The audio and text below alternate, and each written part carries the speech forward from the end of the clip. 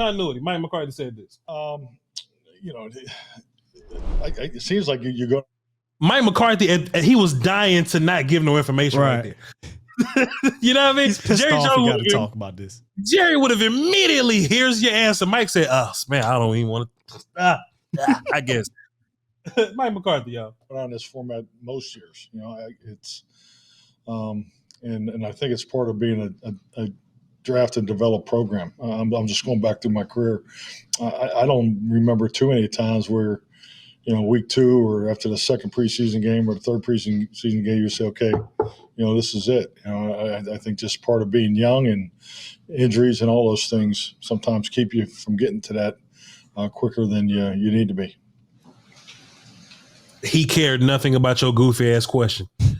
He cared nothing. He said, hey man, look, young people get hurt. Hey, shit happens. Hey, something may happen different between week 2 and week 1, but fuck your question. At the end of the day, you know what I mean?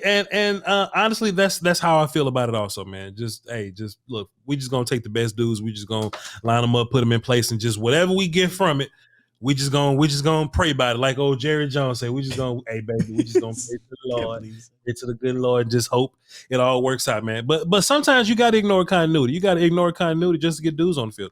Mike McCarthy said offensive. Someone asked Mike McCarthy about offensive adjustments that were going to be made, because you're going from a Pro Bowler to a rookie. And we talked about this the other day on the live stream. Mike McCarthy had this to say. I wonder if he gave a clear answer on this. Let's see. It's part of the game. I think, the run game. Yeah, no. You're always looking at the matchups and, your run blocking unit versus their defensive front. So that, that part won't change as far as how you lay things out. Schematically, playing them last year and the aggressiveness that they played us with, particularly to, the number of defenders in the box, so you factor that in. Pass protection, I mean, you look at, how do you think they're going to line to your protection unit? And, you have help protections, in your base planning. So that's part of it, how much you use versus, how much you use today versus how much you used last year. We'll see how that goes. I mean, that's why you game plan. That's why you practice. And ultimately that's how you play the game. Somebody in the chat box just said, Voch, translate that like if Jerry Jones would have said it. We're going to help Tyron Smith the whole game. We're going to put somebody over there and leave him there. It's going to be tight ends and running backs, y'all. That's what Jerry would have said. Mike? Oh, man, we got to you gotta run the football sometimes. You got to see what they doing. You know what I mean? Yeah, we're going to scheme for them. If you're going to help, it'll be with a tight end. It'll be with a running back. We ain't going to tell you where. We ain't going to tell you when, but, it could happen. Well, the juxtaposition. I love that word now. I love that word. You just see it. You see it. A Jerry Jones interview and a Mike McCarthy interview are nothing the same. None. Mike McCarthy ain't answered a question yet. It is what it is, man. Andrew Vanderpool dropped 5. And Vanderpool, pardon me. Andrew Vanderpool dropped 5 in Super Chat says, if a trade went down, wouldn't he be a perfect fit in this offense? At least he don't have to rush Gallup. I think he's talking about Mims because I saw him come in after that and said Mims. That's what he's talking about. So he's the receiver. Apparently the Cowboys and 4 other teams called about him, and the Jets asked for a 4th round pick.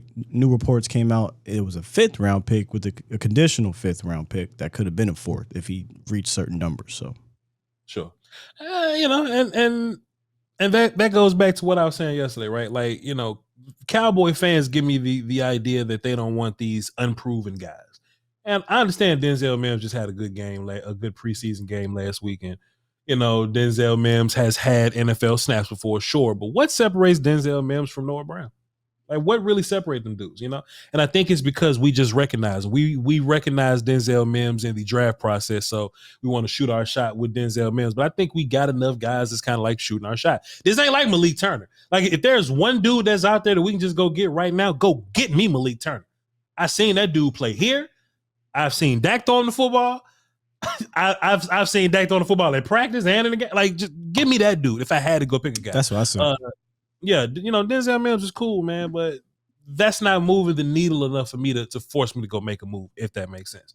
But I like the player coming out of Baylor, I believe.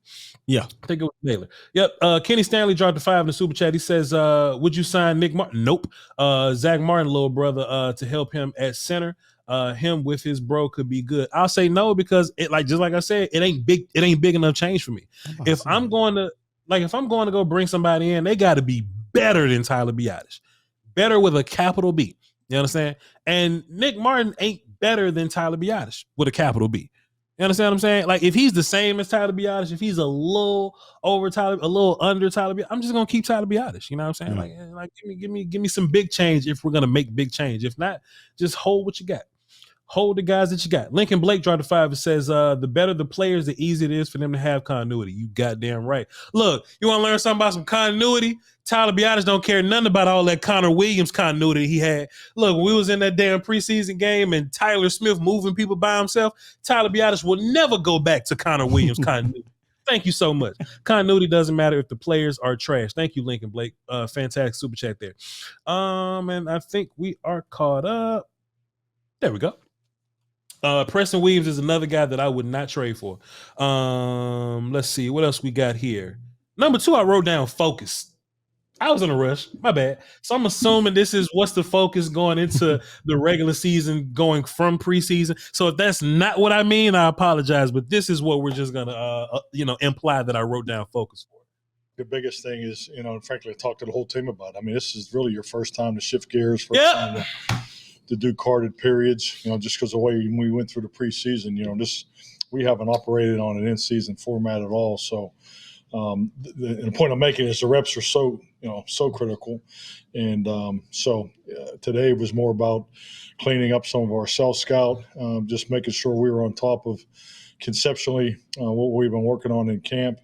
But we also, I think it was obvious we spent a bunch of time on Tampa too. So with that being said, I think it's important to be very detailed on where these reps go. Yep, we got to be very detailed on where these reps go. This is a very jarring time of year where young players go from I'm getting all the snaps at practice to I may get 1 or 2 or none. That's a real hey, look, when you in Oxnard, all that shit cute. You see Cooper Rush throwing a bunch of passes. You know what I mean? You see Will Greer running around. You only see them cats if Dak need like a break or something. Honestly, you know what I mean? This is totally different now. We're not if you listen to our show from maybe like last Thursday or something, we was talking about Mike McCarthy, and he was saying the differences in or basically why we're doing it the way that we're doing this now. He was like, hey man, we're not in this for like scheme. We're here for competition. We're here for competition. We're here to get the reps, competition. It ain't about reps and competition no more. It's about reps for the starters, but it's tailored, it's curated for Tampa Bay Buccaneers. Right. So the focus has totally changed. I'm glad I wrote focus down there right there. We good. Will said, I'm just looking at the comments. There's one comment that had nothing to do with what Mike McCarthy just said. Army mom Heather. Shouts out to your Army mom from Heather. Some that I badly want, Will. I just want O-line credibility to where like when I say something, people just kind of like believe it. Like I still got O-line naysayers or whatever. So like when I hear people say, oh, Fournette better than Tyler Biadasz, I'll be like, no, he's not. I'll still get people arguing with me that Fournette's not better than Tyler, right? I go on Twitter today, right? And there was some people saying Fournette's better than Tyler That's Biadasz. Been said for a while, too, like this whole offseason, bro. For sure. Somebody asked Duke, hey, Duke, is Fournette better than Tyler Biadasz? And Duke basically was like, Fournette ain't better than no goddamn Tyler Biadasz. And it was over. It was done. Nobody talked back to Duke. Nobody waved their finger and sassed Duke Manyweather. I envy that. I need that in my life one day, Will. I would love to just come out and say, well, if it makes you feel any better, you're my O-line guy. So, hey. Give me a hug, Will. Appreciate you, man. But that ain't enough. It's not enough. I'm your brother. That don't count. Focus, continuity, offensive. All right, cool. Let me see. Let's skip around. O-line depth. I asked Mike McCarthy about O-line depth. He had this to say. I mean, I think, once again, the player acquisition component of it never stops. We're at 71 players, you're counting one NFI and 2 IR returns. So, the fact of the matter is there's 2 other players that are not here yet. So we should have 73 by Monday. So that's part of it. But once again, I've always focused on the guys that are here, and we have a good mix of veteran experience and leadership, and obviously have a number of young guys we like. I would love for Mike McCarthy to just one day be like, "Hey man, Josh Ball let me down. We got to go find somebody." Oh, man, do that. Like, Josh let me down. We need to go get somebody so we can cut that mother. Now, Will Steele, would. Let me ask you this, sir. The practice squad and the active roster is full right now at 53 and 19. Jason Peters gets here. The original idea was that he would be a practice squad guy, but we signed Quandre Allison, so there's no more practice squad spots, right? So we got to cut somebody from the active roster. If you sign Jason Peters, do you just push Josh Ball off the bridge at that point? You can still cut somebody from the practice squad too, if they wanted to keep Josh Ball around, because continuity, right? So you can still do that. So yeah, I mean, he would be the guy I would cut. I would have swapped him for Kellen Deesh. Shit. Yo, Will, we know you don't fuck with Josh Ball. No. So you ain't got to explain to us. But I feel like I've been softer on Josh Ball the last few days because I understand he ain't good right now, and that's fine. He got to develop. But if you tell me Josh Ball or Jason Peters for 2022, it is a no-brainer to me, bro.